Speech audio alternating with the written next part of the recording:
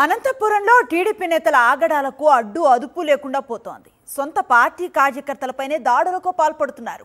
DCMS స్థలంలో మహతాజ్ అనే మహిళ హోటల్ నడుపుతూ జీవనం సాగిస్తోంది. ఆ స్థలాన్ని తమకు అప్పగించాలని టీడీపీ నేత మహతాజ్ను బెదిరించారు. రాత్రికి రాత్రే జేసీబీతో రేకుల షెడ్డును ధ్వంసం చేశారు. మహతాజ్ కుటుంబాన్ని రోడ్డు పాలు చేశారు. మహిళ ఈ విషయాన్ని నారా లోకేష్ దృష్టికి తీసుకువెళ్ళినప్పటికీ టీడీపీ నేతల ఆగడాలాగలేదు.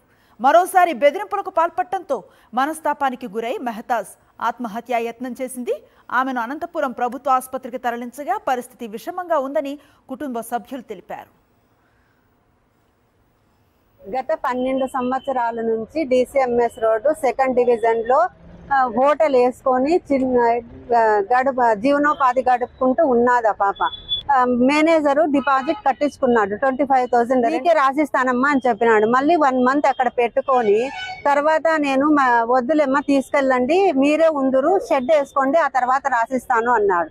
ఆ తర్వాత షెడ్యూల్ వేసుకొని అంతా చేసుకున్న తర్వాత ఇప్పుడు వేరే వాళ్ళకు రాసిచ్చినారు. ఇప్పుడు తిరగని అదేమంటారు గుమ్మం అంటూ లేదు. ఆ పాప చైర్మన్ దగ్గర పోయింది, ఎమ్మెల్యే దగ్గరికి పోయింది, సిఐ దగ్గరికి పోయింది, ప్రతి ఒక్క పెద్ద మనిషి దగ్గరికి పోయింది. లాస్ట్ కి లోకేష్ దగ్గర గాని పోయి వచ్చింది. ఇప్పుడు అటు పోయి వచ్చినప్పటి నుంచి వీళ్ళకి కోపం ఎక్కువ ఉంది ఆ పాప మీద. లోకేష్ వచ్చి ఏం చేస్తాడు, లోకేష్ వస్తాడా ఏమన్నా చేసేదానికి అని.